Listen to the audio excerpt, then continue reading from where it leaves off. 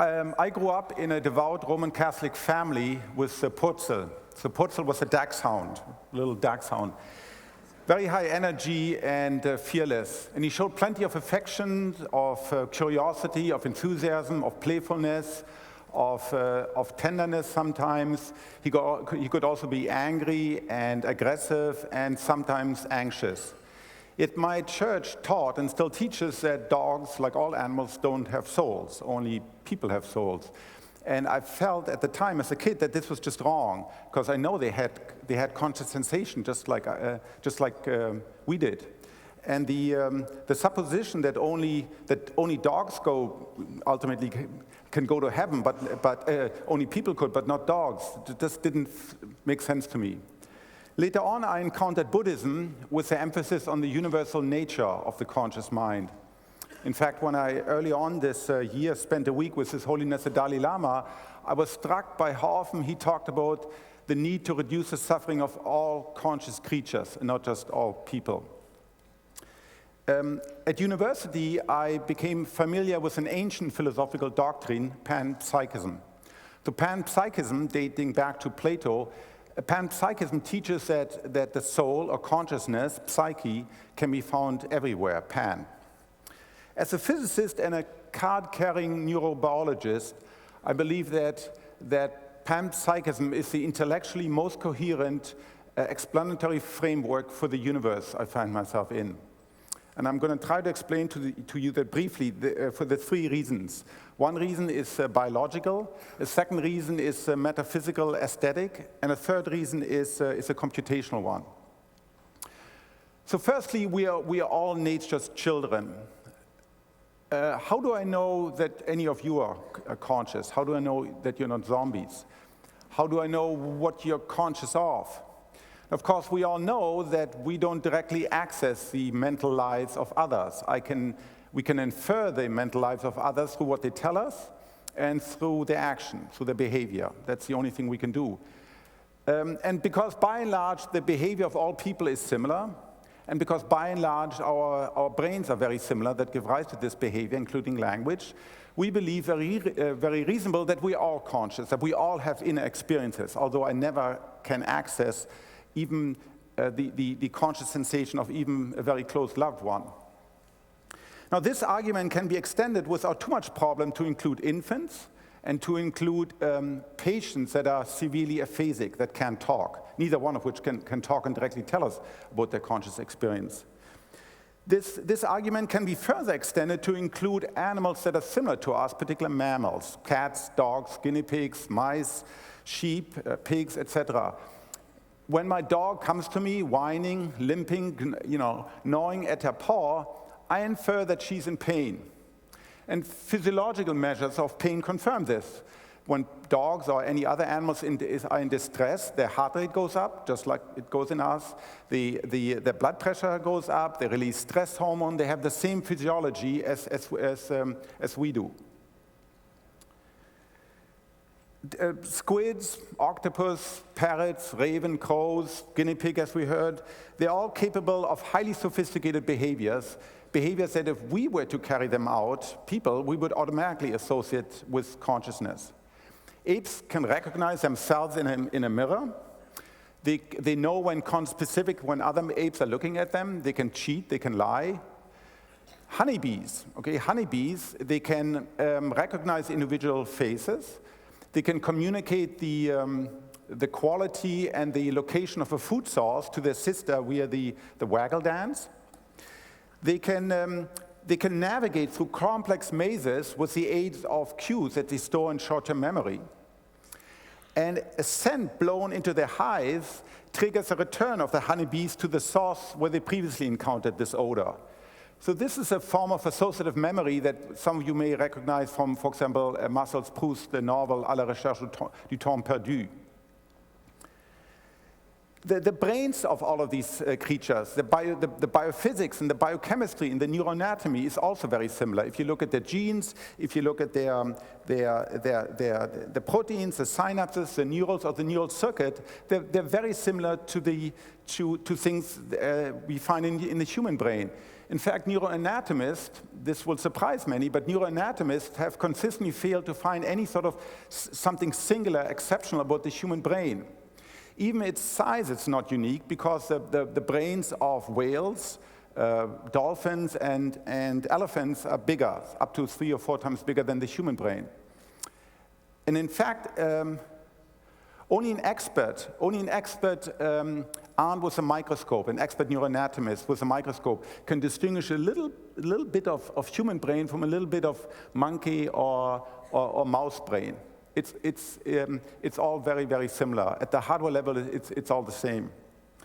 Now, some people point to the language as a kingmaker role for consciousness. Now, interestingly, this excludes, of course, every species except us as possessing consciousness. In fact, it was meant to do that. A species that has this ineradicable desire to come out on the top of any ranking. Charles Darwin, the father of modern biology, he wrote in a book that was published a year before he died, he, quote, set out to learn how far the worms acted consciously and the mental powers they possessed. This is Charles Darwin. And he concluded, after studying worms for many, many years, particularly their sexual and their feeding behaviors, he concluded that there was no absolute threshold separating lower animals from higher animals and assigning higher mental powers to one but not to the other. So the supposition that only humans are capable of conscious experience, in the absence of any Rubicon, of any clear demarcation line between lower and higher animal, between lower and higher brains, between simple and complex behavior, is really ludicrous, this assumption that we are exceptional. And a much more reasonable, a much more rationalist assumption is the one that, for example, that's shared with Buddhism, that we're all nature's children, that potentially all multicellular organisms, unless it can be actually proven otherwise, that all multicellular organisms are capable of having some sort of conscious experience, that we can all experience the pains and pleasure, that we can all see the sights and hear the sounds of life. Presumably, as the size of the brain becomes smaller and becomes less complex, the elemental experiences enjoyed by these creatures becomes less nuanced and more elemental. But even to a worm, it probably feels like something to be alive. So as Jan Panskip said, the previous speaker here this afternoon, they're really our brothers and our sisters, animals. So that's a biological reason for just arguing for the great continuity between lower animals and higher animals. There's no threshold, and so to say, well, only these guys have consciousness, while the behavior is really continuous, really doesn't make any sense at all. Second of all, panpsychism is an intellectually very coherent intellectual framework, explanatory framework, cut from one cloth. My subjective experience is an undeniable reality, strong enough to bear the weight of any philosophy. In fact, if you think about it, my subjective experience, and yours presumably too in the audience, your subjective experience is the one thing I'm utterly certain of. Everything else I have to infer, but I know that I have conscious states. In fact, this is really the meaning behind the most famous deduction in Western thought by the French philosopher René Descartes, cogito ergo sum. But from whence does this experience come from? From whence does subjectivity, the phenomenal subjective experience, where do they come from? Because they're too radically different from the physical, from the material, for them to sort of emerge gradually. That's always been the problem. And a basic precept of thinking is, from nothing comes nothing. So if you have a little brain that is unable to feel any pain, right, that is unable to experience pain, from where does the god-awfulness of a throbbing headache that a big brain like our brains is capable of, where does that come from if it wasn't there in a smaller version already in the smaller brain? And so the form of panpsychism I'm thinking about sort of associates conscious experience with any complex system, that any complex system has experiences, that any complex system, such as us or other forms of life, really have two surfaces. An exterior surface, an objective surface that's accessible to everybody. So this is the surface that I'm presenting to you. You can see me, you can observe my behavior, you can look at my brain, you can poke my brain, etc. But each of these systems also has an interior surface, a private one. an intimate one that's only knowable to the subject itself.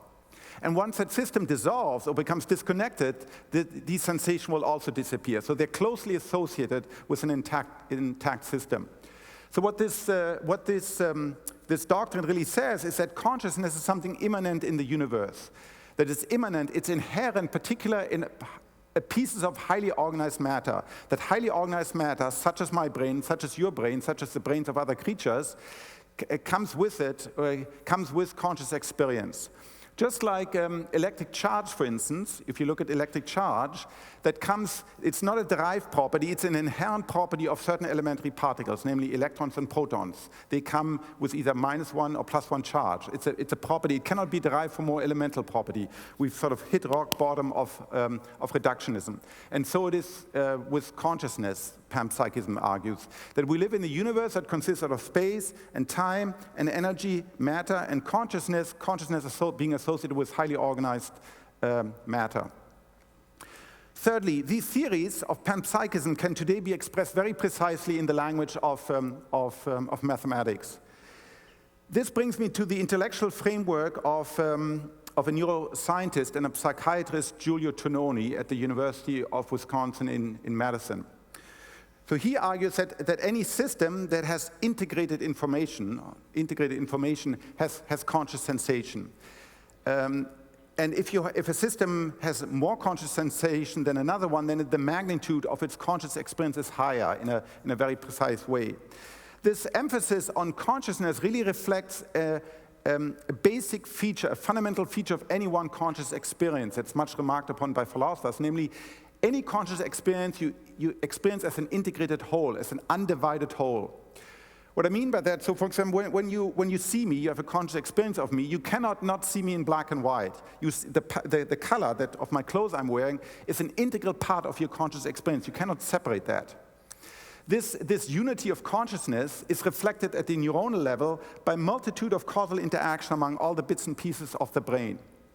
And when these causal interactions cease, when they stop, like in deep sleep, in anesthesia, during epileptic seizure, etc., the conscious sensation stops. And we know, because at night in deep sleep, consciousness goes away. I don't experience anything in deep sleep. So to be conscious, you have to be an integrated entity. So you can ask, for example, to what extent is my iPhone or my computer an integrated entity? It has hundreds of pictures, for instance, of my family photos. Now, to the computer, though, at least today's computer, all those pictures is just a random tapestry of zeros and ones. They don't mean anything. The computer doesn't know that there's a person in there, an awkward teenager, that it's the same person who later on in different images appears as a graceful adult. To me, this is meaningful. This is my son, because these things are all cross-linked in my brain, and they're linked to things in the physical world, but not to the computer. So you can express these things precisely using concepts drawn from information theory. And the theory says for any one system in a particular state, so you take a brain, like my brain or like your brain, currently it has a conscious experience, but currently it is in a particular state, which meaning some neurons here are firing and over here they're not firing, they're silent.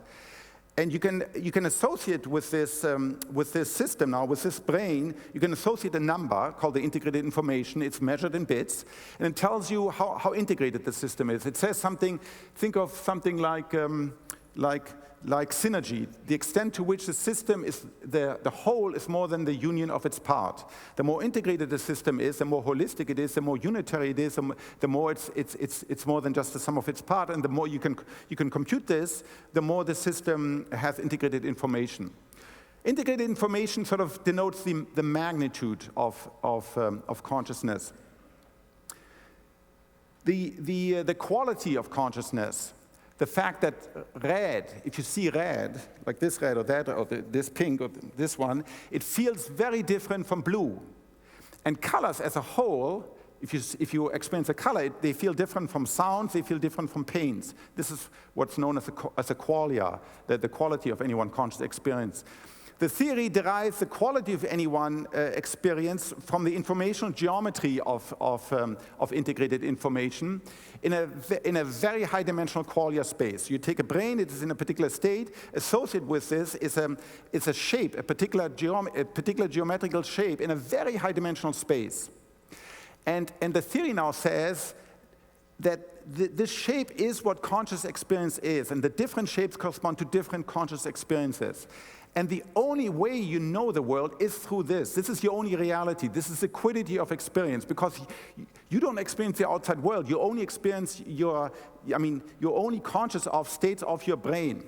And ultimately, this is what experience is. It's a crystal. You can think of it like a crystal. The crystal is sort of the light inside your head. It is voice inside your skull. It is the only reality.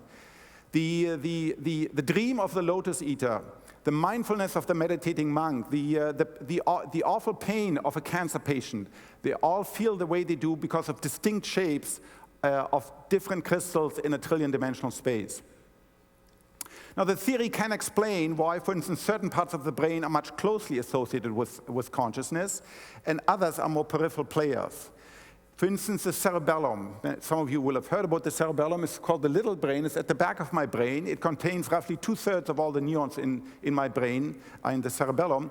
If I lose the cerebellum due to a stroke or due to a virus or tumor or something, I will walk like I'm drunk, my speech will slur, I become ataxic, but my consciousness is not impaired. We know this through the clinic. And so we have to have an explanation, and integrated information explains this by the fact that the geometry of these neurons, their wiring is much simpler than the wiring of the cerebral cortex. The theory has also been used to design a device, actually clinical device that's used in the clinic now, to assess the extent to which a patient, if I have an anesthetized patient in front of me, to which extent is this patient truly unconscious or not, or to assess the extent to which a severely brain-injured individual, like some of you will remember Terry Schiavo, to which extent this individual in the vegetative state is truly unconscious, or whether she has pain and distress but is unable to signal that to her loved ones at the bedside. Now, this theory also quite clearly says not all systems are integrated, not all systems are conscious. So a bunch of isolated neurons in a dish, a heap of sand, a black hole, there are many things in the universe that are not integrated, that do not have experience. So it doesn't say that everything is conscious, just systems that have integrated information. The theory also does not distinguish between squishy neurons and silicon circuits. In fact, it's very explicit. As long as the functional relationship among all the elements that make up the circuit, whether it's neurons on one side or transistors and other electronic components, as long as this functional relationship instantiates integrated information, it will feel like something to be this system. So if you think about mankind's most complex artifact, most complex thing that people have ever built, that's the internet. Right? Internet contains today on the order of 10 billion computers, all hooked together, high-speed networks, and each of those computers will have a couple of billion transistors. So taken as a whole, the internet contains on the order of 10 to the 19 transistors. That is many more transistors than there are synapses in all the brain collectively among all of us here in this room. So it's a truly complex system. Now, we don't know today whether it feels like something to be the internet, whether the internet itself as a whole has conscious sensation, but it's certainly possible, and I think it's interesting to think about. Now, some of you will think, well, this is baloney. I know what consciousness is. I can recognize consciousness. I know I'm conscious, my family, people, and maybe dogs and cats and a few other cute animals. But we all know when the facts, well, we know from life experience, when the empirical evidence becomes strong enough, we have to sometimes abandon our cherished beliefs. So for instance, a whale fish is actually not a fish as we know. It smells like a fish, it swims in the sea, but it's actually a mammal. And people on the other side of the planet, remember the planet is round, and people on the other side of the planet in Australia are not falling off, even though they're upside down with respect to us, okay? Although our intuition tells us clearly they can't be there.